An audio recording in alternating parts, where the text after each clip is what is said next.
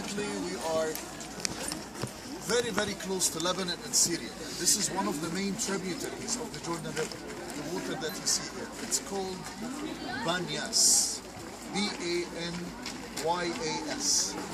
There is a reason why it's called Banyas. Here, up in this cave, the spring started, exactly from the cave. And back in the Roman times, you know, they worshipped the nature, they worshipped the moon, they had a god for every single item in the nature. So they thought this is probably the house of the actual god of water and nature himself. His name was P-A-N, Pan. So they built a temple in front of this cave, worshipping the god that gives them water and makes all of this area green that they can live. With time, with the Arabic language, we don't have the letter P, we have a B or a B. With time, they added the I-A-S, so we have, instead of Pan, we have the Banyas, which is the same Caesarea Philippi where the great confession of Peter took place. So it was a temple here.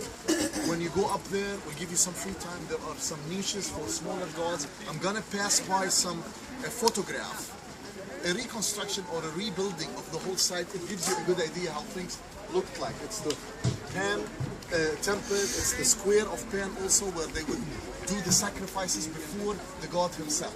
Now, the source of water shifted a little bit. So we have it with probably earthquakes, we have it coming out of these rocks. You can see it as you pass by, you can see the water comes up, and four branches, some start from Lebanon, some start from Syria, some from here, makes the Jordan River, which feeds the Hula Valley or the Hula Lake and then the Sea of Galilee.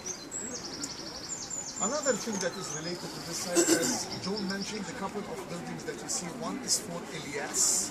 In the Arabic, Elijah is Elias. And then St. George, the patriarch of England nowadays, and he's the patriarch, of course, of all Palestinian Christians almost. When you go to Bethlehem, you'll see a lot of the homes have St. George killing the dragon of every single house, on every kind of, how do you call it? The lintel or the arch leading you into the house. Some few things about this area. In the story that we hear about Jesus, it says that what you said, or the faith you have, Peter, is a rock. This rock I will build my church, and the gates of hell shall not prevail against it. Sometimes we think of this verse and we imagine that in a way hell is coming to the church in a battle, and the church is so strong that hell cannot overcome the church, right? But when it says the gates of hell, we have to think about it the exact opposite. Hell is a city, like the Canaanite cities or tells we've seen, like Abel Beth Makkah, we've just been. Imagine this is hell, and the gates of hell shall not stand against the church. So this church is actually attacking. So he's saying to Peter, your message, this simple message of faith that you said, Jesus is the Son of the living God, he's the Messiah, will defeat the Roman world. It's interesting that he said it here, where the Roman world had a symbol here, a very strong symbol of the god Pan. So it's very, very symbolical and very deep. And maybe the reason he got them here, because, okay, practically this is a nice retreat place. Let's call it a retreat site, because he pulled them out and just walking by the water, relaxing without all the villages around them, asking Jesus for miracles and so on. But also he's telling them their future, because Peter will end up in Rome. Right? So maybe this is another reason for it. Let me remind you also of another small paragraph that comes to light here, comes alive, is Psalm 42. When it speaks about how the deer pants for the water. This is how my soul thirsts for you, O Lord. It starts speaking about somebody who's really thirsty, yes, the deer, but he's describing himself being spiritually thirsty, and he says, I'm almost like a desert. Desolate. I'm really thirsty, like these ibexes or deers. And then, suddenly in the chapter it says, I call God from the land of the Jordan. The country of Jordan back in Bible times, was not called Jordan. Whenever you find Jordan mentioned in the Bible, never think of the country or the kingdom of Jordan nowadays. Always think of the river and both banks of the river.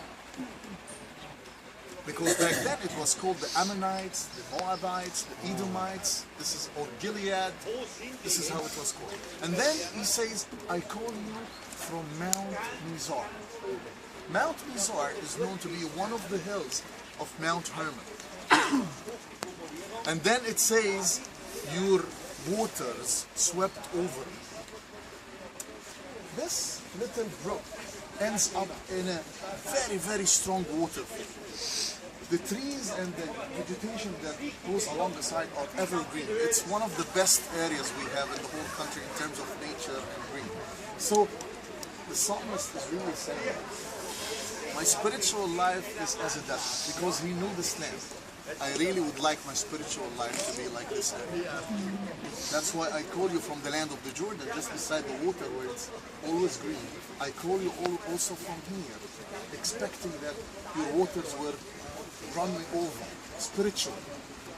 It's proven also in Psalm 1 when it speaks about the tree planted by the rivers of water. So it's hinted this idea of evergreen and being planted by the water in few places. So as you take some free time, beside the stories that took place here, also please reflect on these couple of spiritual ideas.